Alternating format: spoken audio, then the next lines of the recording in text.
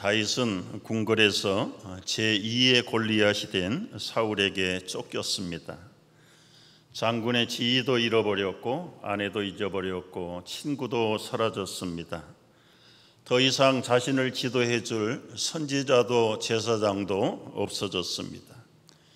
이제부터 오로지 다윗의 삶은 도망자의 삶이 시작될 뿐이었습니다. 숨을 곳이 보이지 않았습니다.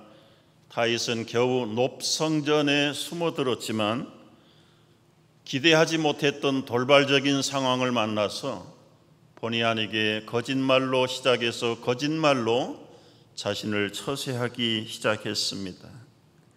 하나님의 이름이나 하나님의 능력을 새까맣게 잊어버리고 눈앞에 나타난 급박한 상황 속에서 변명과 거짓으로 자신의 생명을 보호하기에 급급했던 사람이 되었습니다. 성전에서 떡과 칼을 챙기고 황급하게 그 자리를 피했습니다. 왜냐하면 좀 더 지체했다가는 사울의 채찍근인 도액이라는 목자장에게 자신의 신분이 탄로가 났기 때문입니다. 화급하게 길을 나선 다윗, 마땅히 갈 곳이 없습니다. 피할 곳이 없습니다. 얼마나 급박했던지 자기가 죽였던 골리앗의 고향 땅 가드 땅으로 다윗은 피신을 했습니다. 불을 들고 화약고를 뛰어드는 다윗 같습니다. 이 무모한 다윗의 속셈은 무엇이었을까요? 당신들의 원수가 사울왕이죠. 나의 원수도 사울왕입니다. 따라서 사울은 우리의 공동의 적입니다. 그러니 여러분과 나는 친구입니다. 이게 다윗의 꼼수였습니다. 그런데 이번에는 이 꼼수가 통하지 않았습니다. 이 역발상적인 다윗의 계략이 단번에 탄로가 났어요. 정보 시스템이 전혀 깜깜하게 없었던 그 고대 사회 속에서도 적대국에 대한 정보는 아주 민감하게 캐치하고 있었습니다. 다윗을 알아보는 사람이 있을 뿐만 아니라 유다 전국을 휩쓸고 있는 유행가의 노래까지 흥얼거리고 있었어요. 사울이 죽인 자는 천천히요, 다윗이 죽인 자는 만만이라. 다윗은 더 이상 다른 변명도 처세도 할 수 없는 아주 막다른 골막에 원수들을 만났습니다. 생사의 칼날이 눈앞에 다가왔어. 어설프게 변명했다가는 어느 군사의 칼에 목이 날아갈는지 알 수가 없는 절대절명의 위기 속에 갑자기 다윗은 눈이 뒤집어졌습니다. 온몸이 부들부들 떨리면서 옆에 문짝에 기대고 쓰러졌습니다. 입에서는 거품이 나고 질질질 침을 흘리면서 온몸이 간질병자처럼 발작하기 시작했습니다. 블레셋 사람들은 즉각적으로 알아차렸습니다.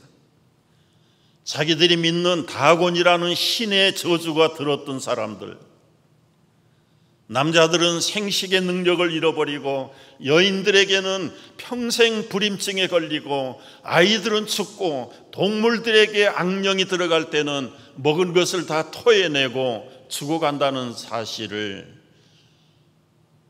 다윗에게서 바라보면서 그들은 즉각적으로 조처했어요.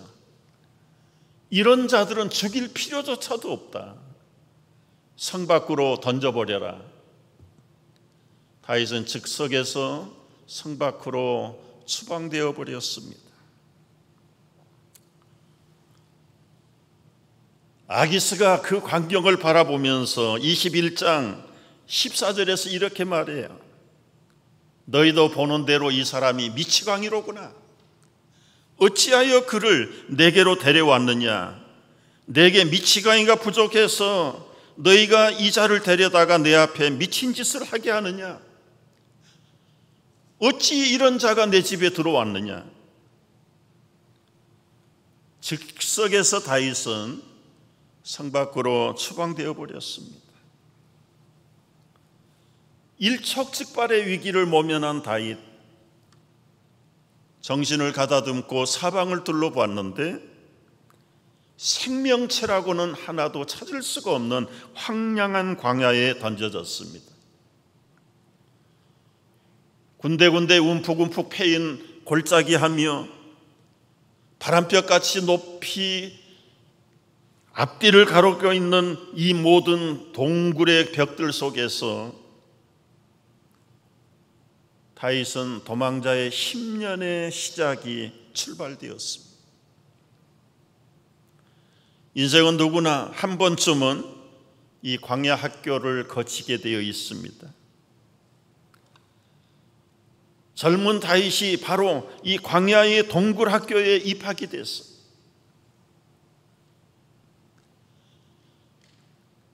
하늘이 닫혔습니다. 사방이 다 캄캄하게 막혔습니다. 의지할 데가 없는 차단된 동굴 속에서 다윗은 영적인 내공 훈련을 쌓기 시작합니다. 다윗이 받은 광야 동굴 학교의 커리큘럼이 무엇입니까?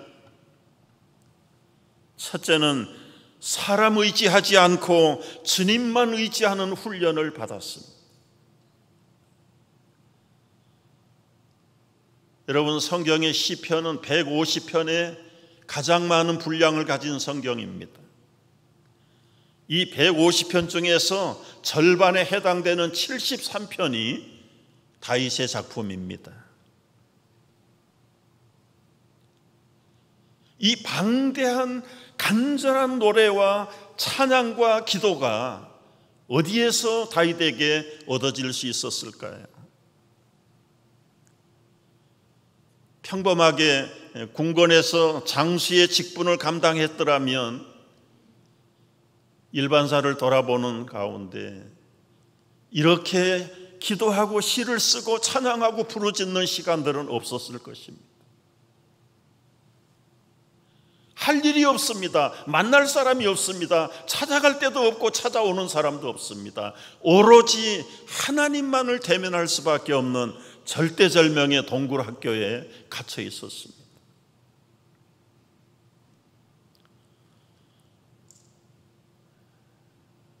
시편 56편, 57편이 다윗의 인생의 광야 학교에서 가장 이급할 때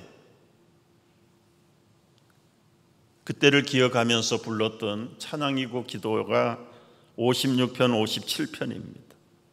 여러분, 시편 56편 한번 펼쳐보십시오. 본문이 시작하기 전에 다윗의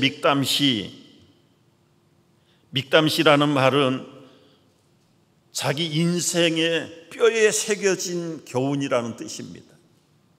돌에 새겨진 금은과 같은 자기 황금의 시편이라는 뜻이 바로 이 믹담이라는 것입니다. 아마 다윗이 그 아기스 앞에서 얼마나 두렵고 놀랐으면 자기 영혼에 새로운 교훈을 받는 시간이었을까요? 여기 설명하는 이야기가 우리가 알아듣지 못하는 용어들이 있습니다. 요낫, 엘렘, 르호김에 맞춘 노래. 여러분, 여기 요낫, 엘렘, 르호김이라는 말은 멀리 있는 조용한 비둘기의 곡조. 비둘기는 여러분 되게 유순해 보이잖아요.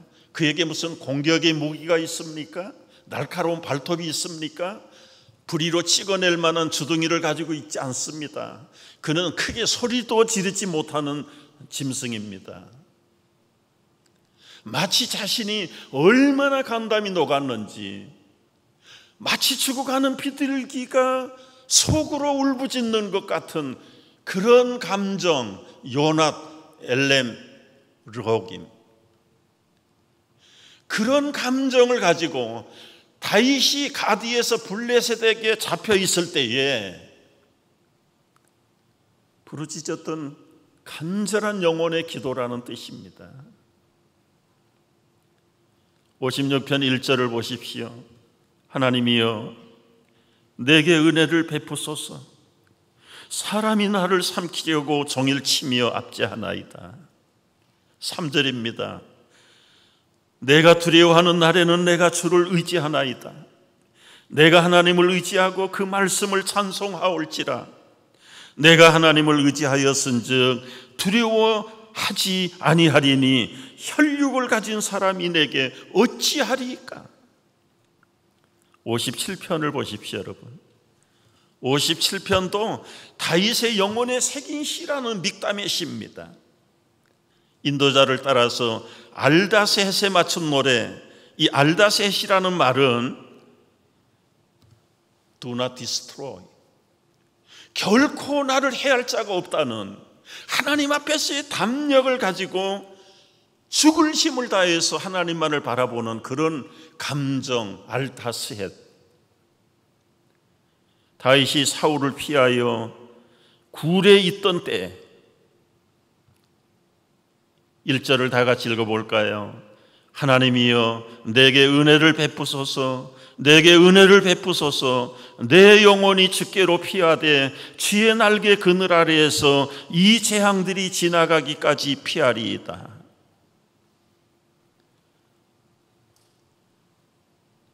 얼마나 위급했던지 다윗은 주님의 날개 밑에 피하면서 이 모든 재앙들이 지날 때까지 피할 것을 결단했어.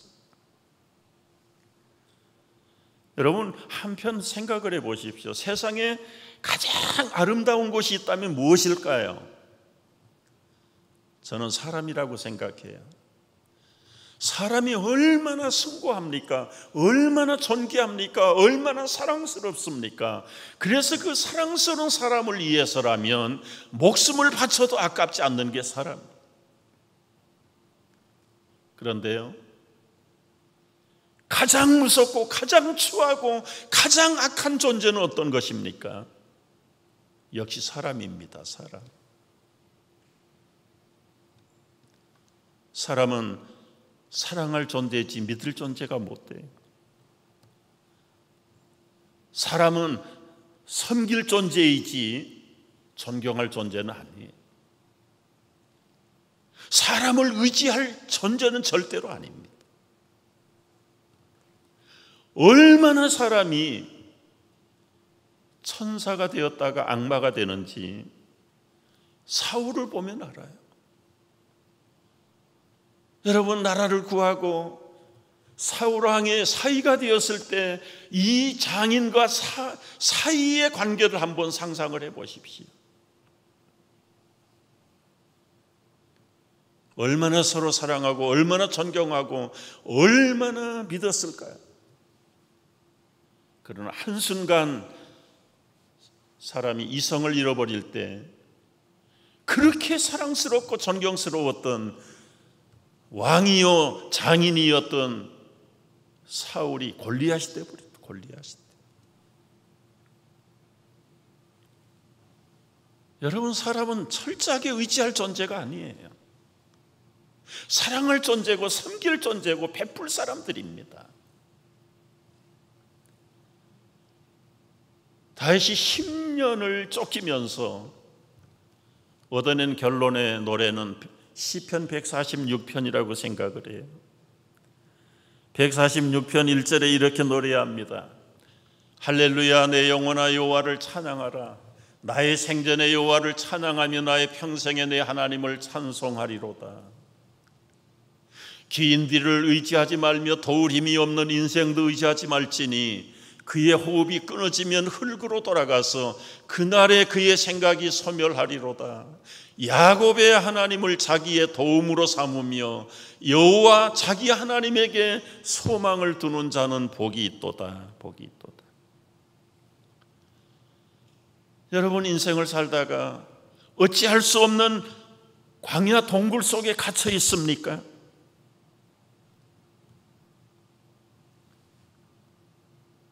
어느 날 눈을 떠보니까 가족들이 사라졌어요. 삶의 터전이 없어져 버렸어요. 한 몸 같은 배우자가 없어져 버렸습니다.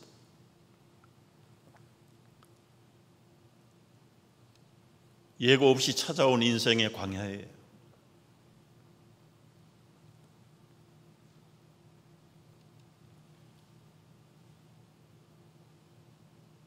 다윗이 지금 이 광야의 훈련을 견디고 있는 것입니다. 도울 힘이 없는 인생을 의지할 필요가 없어요. 주님의 날개 밑에 이 모든 재앙이 피할 때까지 주님에게 의지하는 훈련을 해야 합니다. 시간을 내어 조용하게 시편을 펼쳐들고 한번 여러분 체크해 보세요. 제가 어제 한두 시간을 1편부터 쫙 보면서 다윗이 어떻게 하나님을 피했는가, 하나님에게로 피했는가를 언더라인을 해봤. 언더라인. 시편 5편 11절 주께 피하는 모든 사람은 기뻐하며, 7편 1절 내가 주께 피하오니 나를 쫓아오는 모든 자들에게서 나를 구원하여 내소서. 11편 내가 여호와께 피하였거늘. 여러분 이거 하려면 시간이 모자라요. 16편, 17편, 18편, 25편, 31편, 34편, 36편, 46편 이건 좀 소개하고 넘어갈래요. 하나님은 나의 피난처시요 힘이시라. 환난 중에 만날 큰 도움이라. 야곱의 하나님은 우리의 피난처시로다.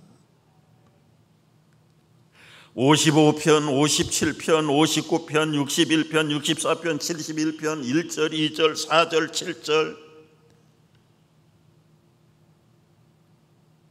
언더라인 하면 주는 나의 피난처시요 나의 은신처시요 나의 바위가 되시오. 따지면은 수백 번 언더라인을 해야 돼.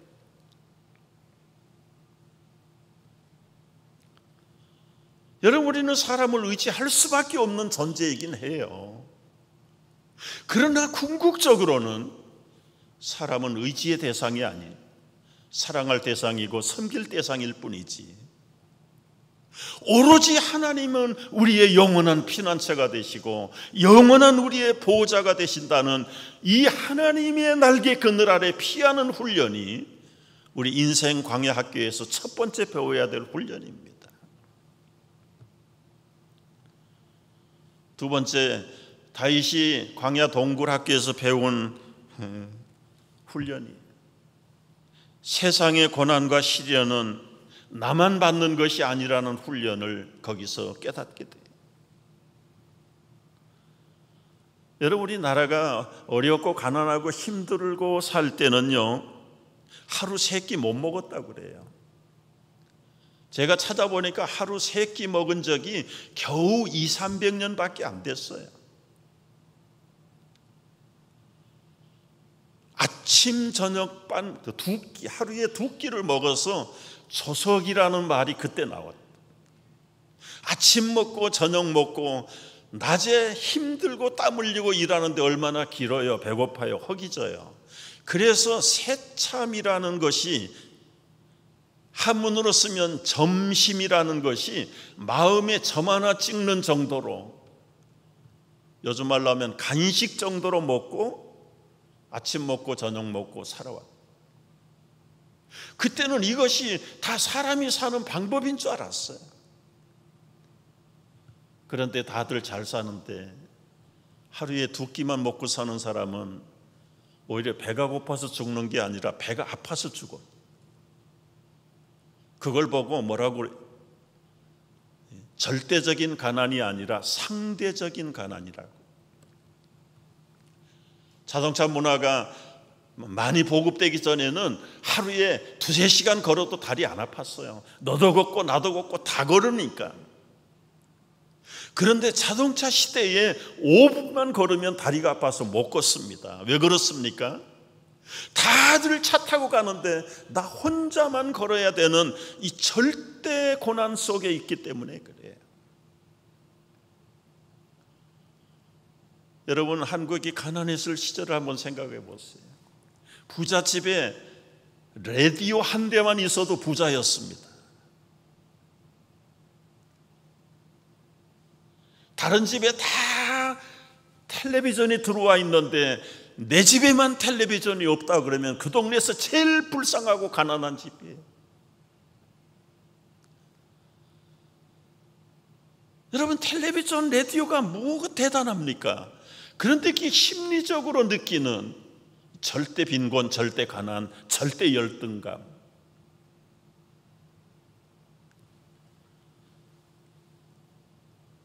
제가 18살에 폐결에 걸렸잖아요. 우리 형제 가족들에게도 무슨 병이라고 말을 못했어요. 두려워할까 봐. 그리고 한 달 집안에서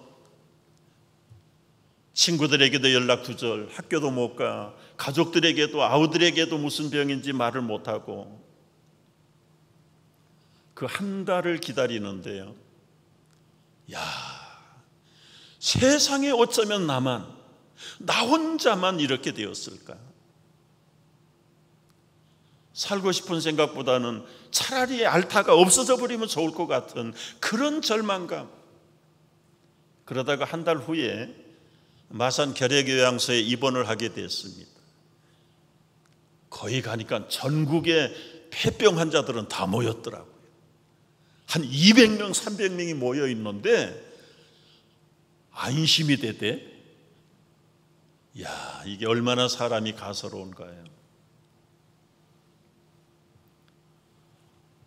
혼자 있을 때는 왜 나만 겪는 고난이냐고 불평하고 원망했는데, 우리 찬양 복음송에 그런 거 있죠. 왜 나만 겪는 고난이냐고 불평하지 마세요. 고난 뒤편에 있는 주님이 주신 축복을 바라보며 감사하세요.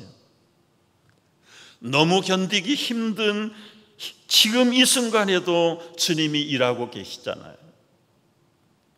남들은 지쳐 있을지라도 당신만은 일어서세요. 다윗이 광야 동굴학교에서 배운 게 이거예요. 처음에는 얼마나 절망스럽고 얼마나 하나님이 미워했을까요?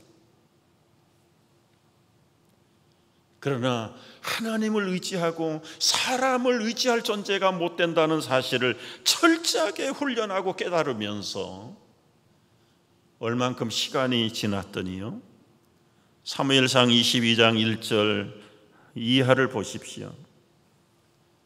그러므로 다윗이 그곳을 떠나 아둘람 굴로 도망하며 그 형제와 아비의 온 집이 듣고는 그리로 내려가서 그에게 이르렀고, 환난당한 모든 자와 빚진 자와 마음이 원통한 자가 다 그에게로 모였고, 그는 장관이 되었는데 그와 함께한 자가 400명가량 되었더라.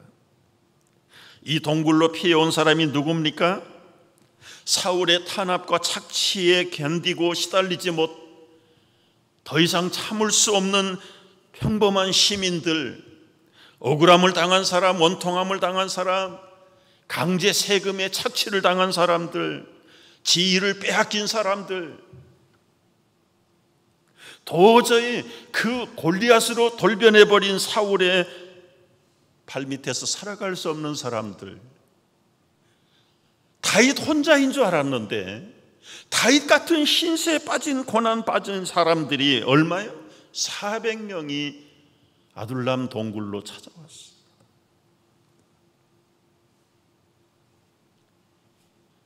우리가 이 세상을 살다 보면 여러분이 경제의 골리앗을 만납니다.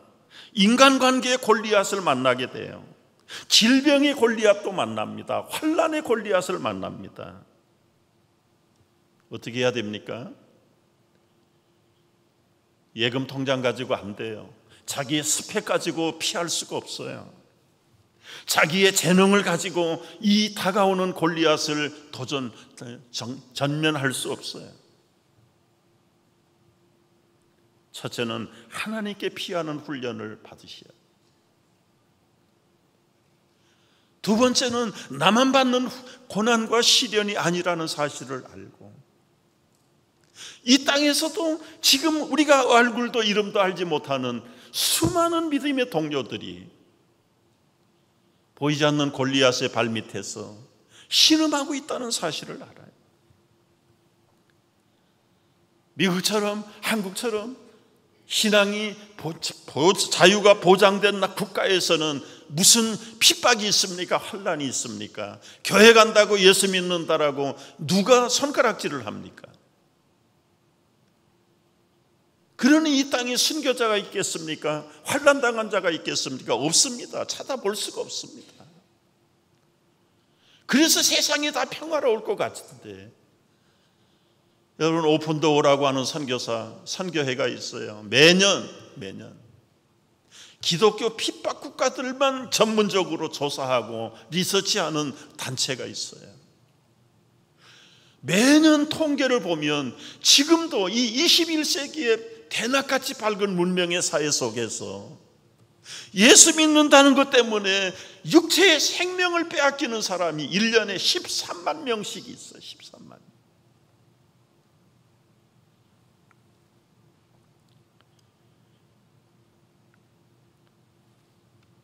그러나 우리 속담에 대감의 죽음보다 내 감기가 귀하다는 말처럼 보이지 않는 곳에, 들리지 않는 곳에서 순교를 당하든 핍박을 당하든 환난과 시련을 당할지라도 그들의 시련과 환난보다는 내 시련이 전부, 이게 사람이에요. 사람. 내가 당하는 이 시련을 어떻게 조처할 것입니까? 인생은 결코 고난과 시련을 피할 길이 없다고 전도서에서도 말했고 욥기에서도 말했어요. 믿음을 믿든지 안 믿든지 간에 인생 자체가 시련과 고난이. 그러나 우리 하나님의 백성들은 이 시련과 고난의 인생 학교에서 어떻게 훈련받아야 됩니까? 주님의 날개 밑에 피하는 법을 받아야 돼요. 절망의 동굴에 갇혔을 때에, 사방이 다 막혀서 보이지 않을 때 이미 내 안에 찾아 들어오신 예수 그리스도의 거룩한 영역에 내공을 쌓아가는 훈련이 동굴 안에서 이루어져야 될 커리큘럼.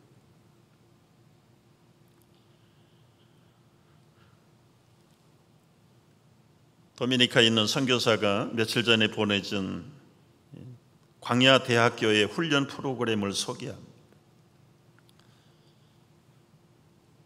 주복 할람에도 옮겨놨어요.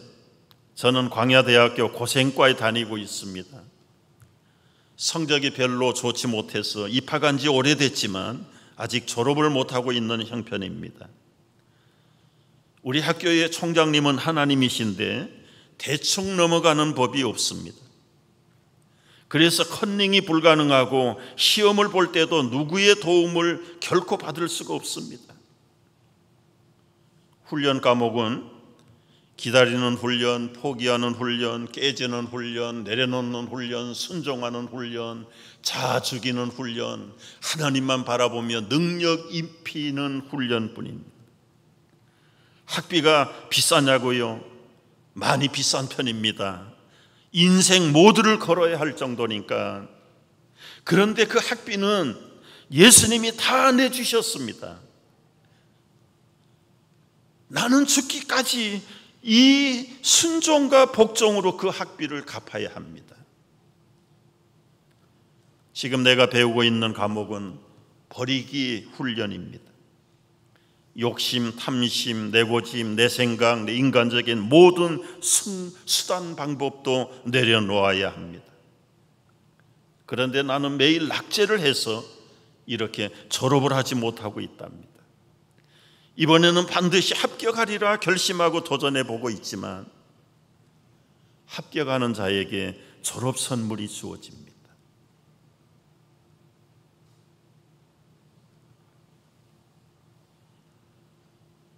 여러분이 겪으셨던 인생 광야 동굴학교는 언제였습니까?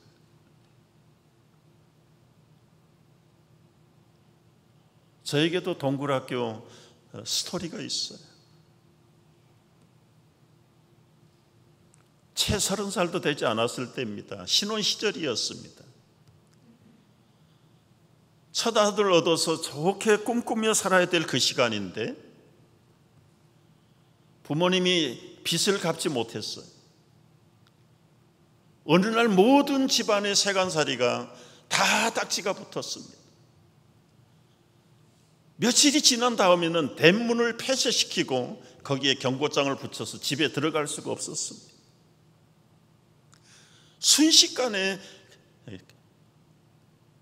터전이 없어져 버렸어요. 부모님과 저희 형제들, 제 아내와 첫아이 7, 8명이 오고 갈 데가 없습니다. 부모님은 어디론가 잠적을 하셨어요.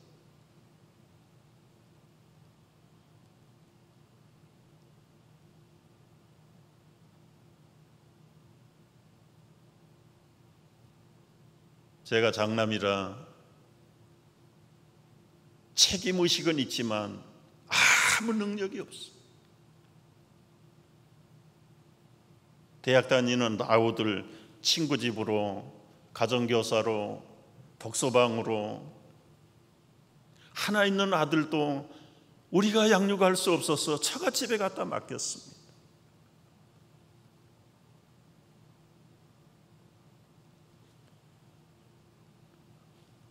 이제 되지도 않는 새로 시작하는 의류 제품에 부부가 새벽을 깨우고 일어나 기도하면서 달려가요.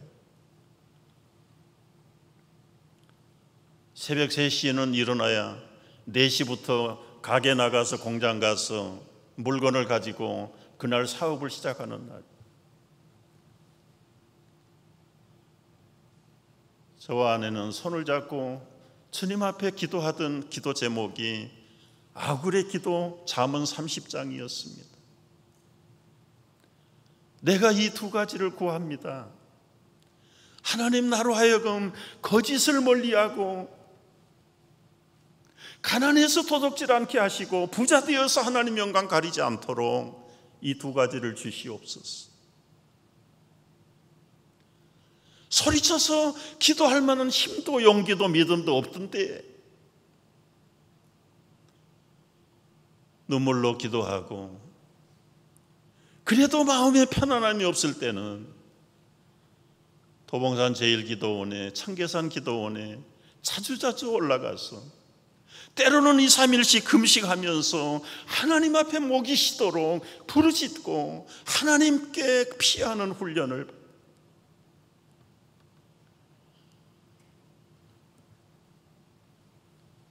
인생의 광야 동굴학교에 갇혔어. 옴짝달싹할 수가 없어. 사업터에 있으나 공장에 있으나 그 마음속에서는 오로지 하나님에게 피하는 길밖에는 살아갈 길이 없었습니다.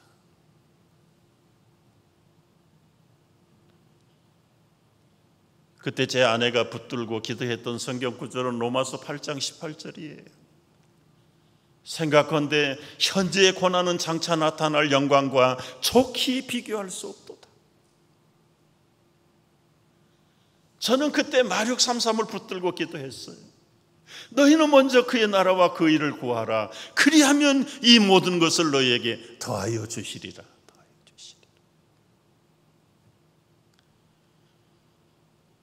새벽부터 시작되는 하루의 깨어남 속에 대부분의 시간이 어느 곳에 있든지 기도하는 시간이었고, 기도로 시작하고 기도로 하루를 마감하던 그런 시절이었어요.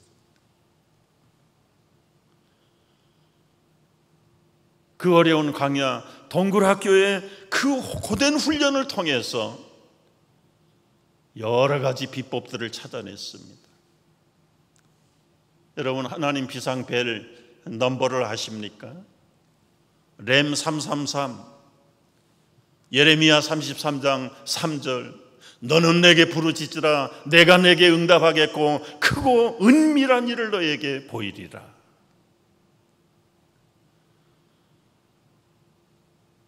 얼마나, 여러분 3K 전법이라는 거 아십니까? 급할 때는 119에 전화, 119. 누가복음 11장 9절이 3K 전법이에요. Ask, seek, knock. 찾으라, 구하라, 두드리라. 찾을 것이요, 얻을 것이요, 열릴 것입니다. 이 3K 전법. 1년, 2년, 3년 그 고난의 동굴 학교에서 하나님의 비법을 찾아내고 그분에게 매달려서 피하는 훈련을 받으니까요, 하나님은 신음하는 소리에도 응답하신다는 찬양의 뜻이 무엇인가를 알겠더라고요.